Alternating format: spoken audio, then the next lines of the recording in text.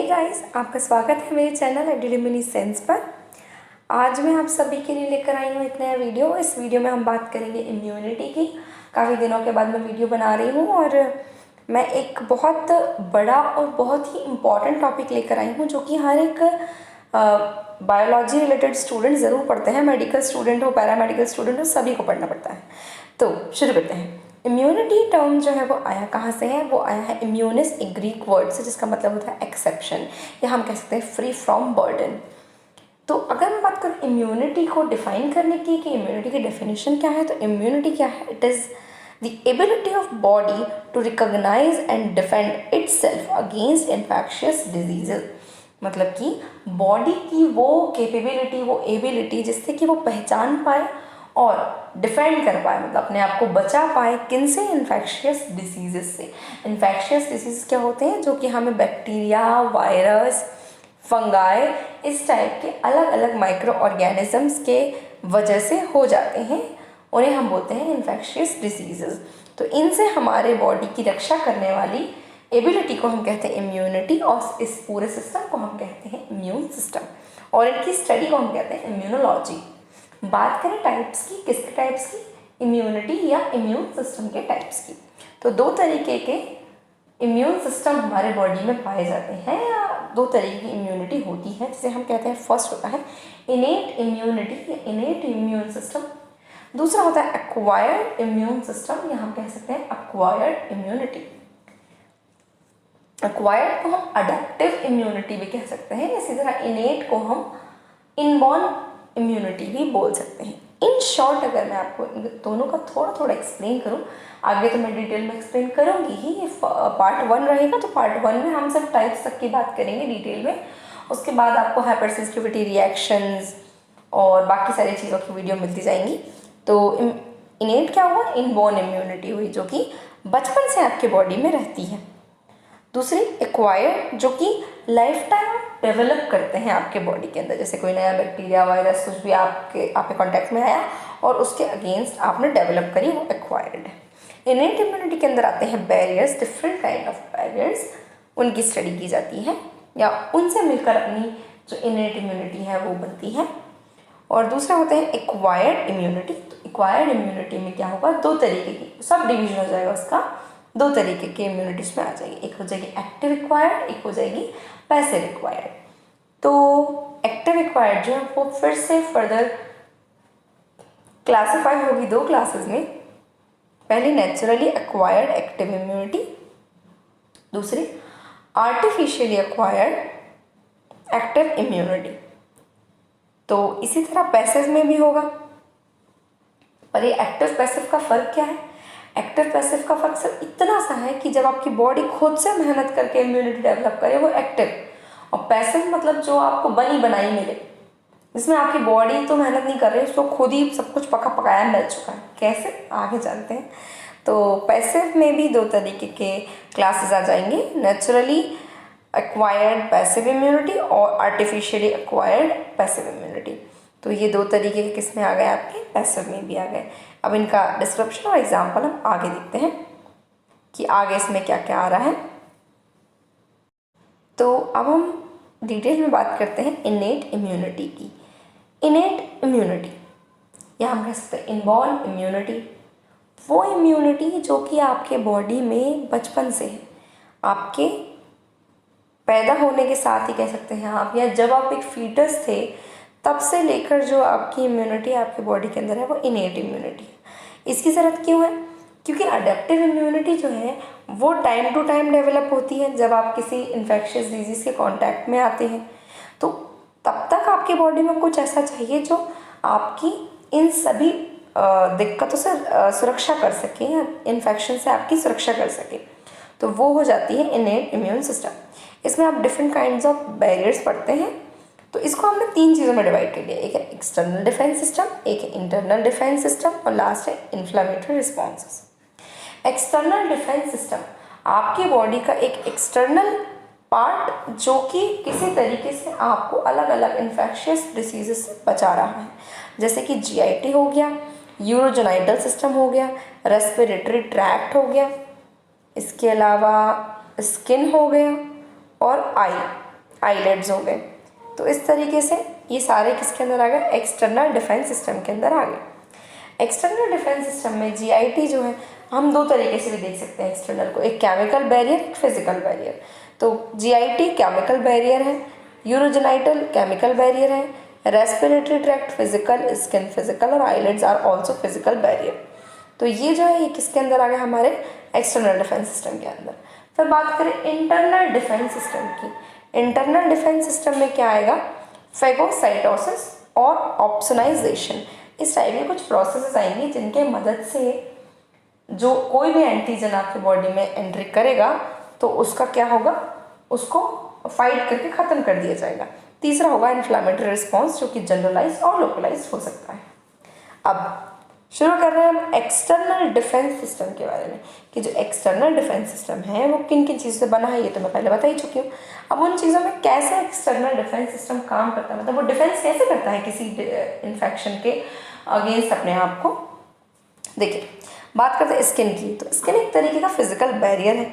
वो क्या करता है, स्किन में जो सीबम होता है उसके अंदर एंटी माइक्रोबियल पेप्टाइड्स होते हैं, फैटी एसिड्स होती हैं, जो कि एंटी माइक्रोबियल नेचर की, मतलब माइक्रोब्स को मारने का काम करती हैं।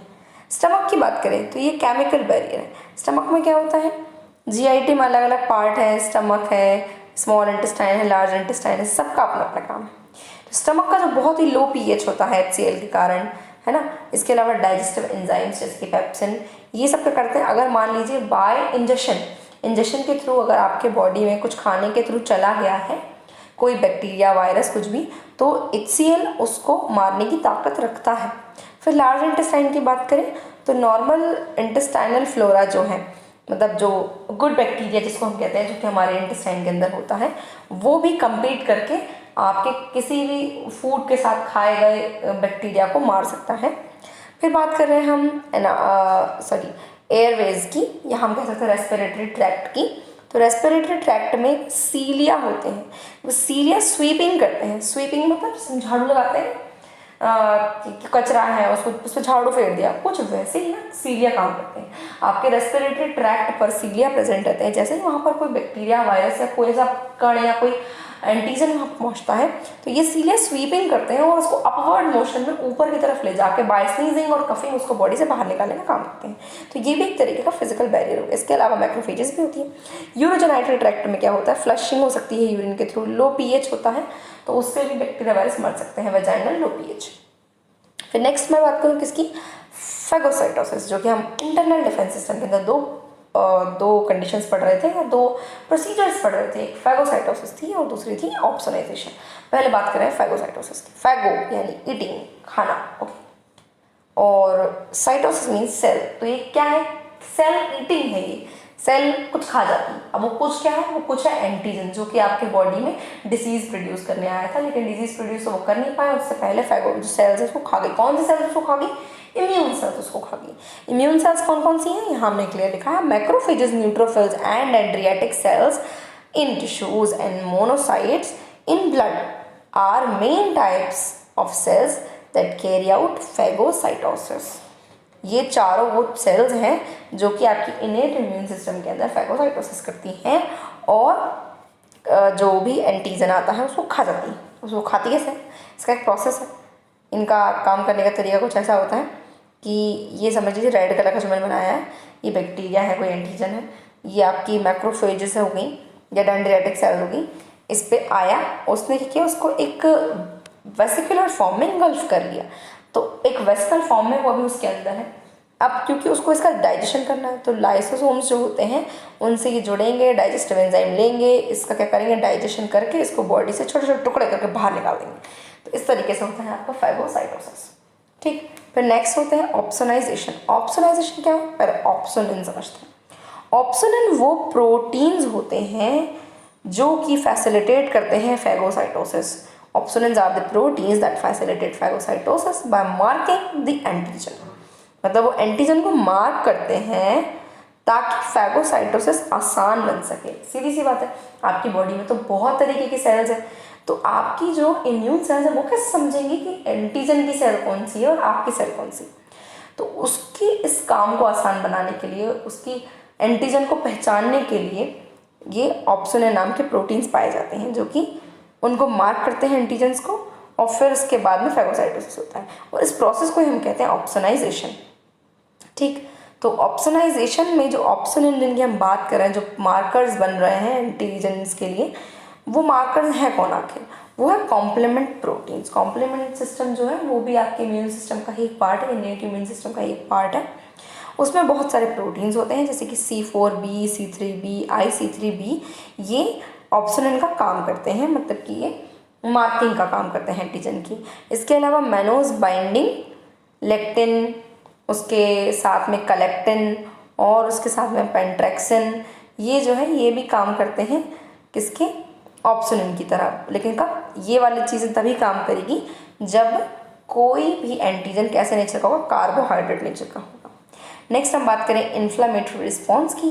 तो इन्फ्लामेटरी रिस्पॉन्स, इन्फ्लामेशन मतलब स्वेलिंग, है ना, अपनी आम बोलचाल की भाषा में इसे हम कहते हैं स्वेलिंग। तो ये होता क्या है, ये कब होगा? जब बाहर के बैरियर्स जो हैं इन्नेट इम्यूनिटी के, वो डैमेज हो जाएंगे, है ना। डैमेज होने के बाद में किसी तरीके की टिश्यू इंजरी होगी, कोई इन्फेक्शन होगा, तो वो क्या करेगा? वो इंड्यूस करेगा इन्फ्लेमेशन को। और इसके हॉलमार्क्स क्या है? Redness, pain, heat, oedema. ये होता क्यों है? साइटोकाइंस की वजह से। फिर नेक्स्ट क्या है? Acquired immune system. Acquired immune system जो है वो मैं पहले ही बता चुकी हूँ कि इसमें 2 तरीके के आपको डिविजन्स मिल जाएंगे, पैसिव एंड एक्टिव। ठीक, पैसिव वो जब आपकी बॉडी कुछ मेहनत नहीं कर रही है, आपको बाहर से बनी बनाई एंटीबॉडीज़ मिल रही है, वो आपके बॉडीज़ में इम्यूनिटी दे रही है। और एक्टिव तब जब आपकी बॉडी खुद इन्फेक्शन से लड़े और उसके बाद में खुद से एंटीबॉडीज़ क्रिएट करे, वो है एक्टिव इम्यूनिटी। तो अब पैसिव में 2 चीज़ें आ जाएंगी, नेचुरली एक्वायर्ड पैसिव इम्यूनिटी और आर्टिफिशियल एक्वायर्ड पैसिव इम्यूनिटी। अब नेचुरली एक्वायर्ड पैसिव इम्यूनिटी मतलब क्या? ऐसी पैसिव इम्यूनिटी जो कि नेचुरल है, आपको मिली हुई है नेचुरली, है ना, पहले से ही एंटीबॉडीज़ आपको मिली है नेचुरली। अब किससे मिलेगी किसी को भी एंटीबॉडीज़ नेचुरली? ऑब्वियसली मदर्स, है ना। जब हम बच्चे होते हैं, हम फीटस होते हैं, फीटस फॉर्म में जब हम रहते हैं अपने तो जो मदर की बॉडी से जो एंटीबॉडीज़ निकलती हैं वो फीटस तक जाती हैं। तो वो किस फॉर्म में जाएगी? 2 फॉर्म में जा सकती है। पहली प्लासेंटा को क्रॉस करके, तो सिर्फ एक ही एंटीबॉडी है जो कि IgG, वो प्लासेंटल बैरियर को क्रॉस कर सकती है क्योंकि उसका साइज़ काफ़ी छोटा होता है और वो फीटस की बॉडी में जाती है। तो वो पहला एंटीबॉडी हो गया जो कि फीटस के बॉडी में जा रहा है। और दूसरा कोलोस्ट्रम, यानी जो फर्स्ट मिल्क होता है, जो मिल्क जो फीडिंग ब्रेस्ट फीडिंग यूज़ हो रहा है, उसमें IgA और IgM चले जाते हैं। फिर बात करें आर्टिफिशियल एक्वायर्ड पैसिव इम्यूनिटी की, तो उसमें एंटीसेरा आ जाएगा। एंटीसेरा में क्या? पहले से बनी हुई एंटीबॉडीज आपकी बॉडी में डाली जा रही है और आपकी बॉडी में वो इम्यूनिटी प्रोवाइड कर रही है। फिर नेक्स्ट है नेचुरली एक्वायर्ड एक्टिव इम्यूनिटी। मतलब एक्टिव इम्यूनिटी में नेचुरली एक्वायर्ड, यानी कि मैं समझ लीजिए मुझे कोई इन्फेक्शियस डिजीज़ हो गया, उसके बाद मेरी बॉडी ने रिकवरी करी और कुछ एंटीबॉडीज़ बनाई, वो हो गया नेचुरली एक्वायर्ड। और आर्टिफिशियली एक्वायर्ड में क्या हो गया? वैक्सीनेशन। मेरी बॉडी में अलग से किसी बैक्टीरिया वायरस को क्या करके इनवायलेंट बना के, एटेनुएट करके या उसको कमज़ोर बना के मेरे बॉडी में डाला गया ताकि मेरी बॉडी उसके अगेंस्ट एंटीबॉडी बना सके, तो उसको हम बोलेंगे आर्टिफिशियली एक्वायर्ड एक्टिव इम्यूनिटी। तो ये जो था बेसिक्स ऑफ इम्यूनिटी, जिसमें हमने बात की इम्यूनिटी क्या है और इम्यूनिटी के कौन कौन से टाइप्स हैं, थोड़ा सा उनका डिस्क्रिप्शन। तो अब अगर आप आगे जानना चाहते हैं इनकी डिटेल्स, जैसे कि cellular immunity, humoral immunity, types of immunoglobulins, और इसके अलावा हाइपर सेंसिटिविटी रिएक्शन 1 to 4, और जो भी इम्यूनिटी रिलेटेड चीज़ें आपको जाननी है तो आप मुझे कमेंट करके बता दीजिएगा जल्दी से। वीडियो पसंद आई हो तो लाइक कर दीजिएगा, मेरे चैनल को सब्सक्राइब करना मत भूलिएगा। और यहाँ इस वीडियो में कोई डाउट रह गया हो तो आप मुझे कमेंट करके भी पूछ सकते हैं, मैं आपके सवाल का जवाब ज़रूर दूंगी। Thanks for watching.